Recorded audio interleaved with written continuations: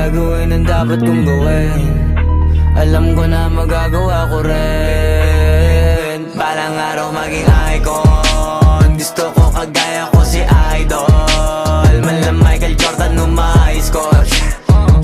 Kilalang magaling pagdating sa ring. Balang araw maging icon. Gusto ko kagaya ko si Idol.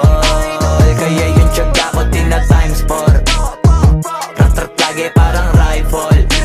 Wag na wag ka kakagat sa fake. Iwas ka sa foul. Wag kang makampante, ingat sa galaw. Wag puro atake, aralin dumipensa. Minsan din depende yan kung paano ka pumwersa. Minsan kailangan pabay ng pasensya.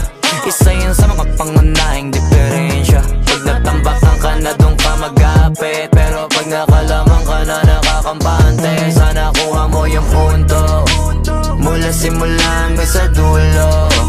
Dapat isagad mo yung laro mo.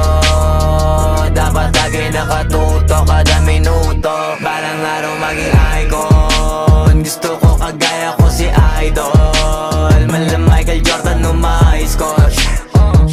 Kilalang magaling pagdating sa ring. Balang araw maging icon. Gusto ko kagaya ko si Idol.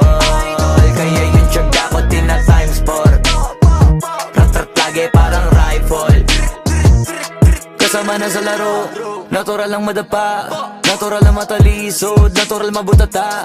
Di ka dapat atitina, di ka dapat mauga, di ka dapat ang ihina, di nila pwede makita. Kung matalo manalo, hanapin kung saan ka mali, para malaman mo rin kung saan mo kailangan magbawi. Yung pinakamagaling na ikaw, paano palabasin? Dapat ay wala kang pagkakataon na palalapasin. Bawala malambot na binte, kailangan buuan dibdib. At sa sarili may believe, kasi may gustong marating. At patunayan sa marami kahit na paunti-unti na balang araw maging icon. Gusto ko kagaya ko si Idol.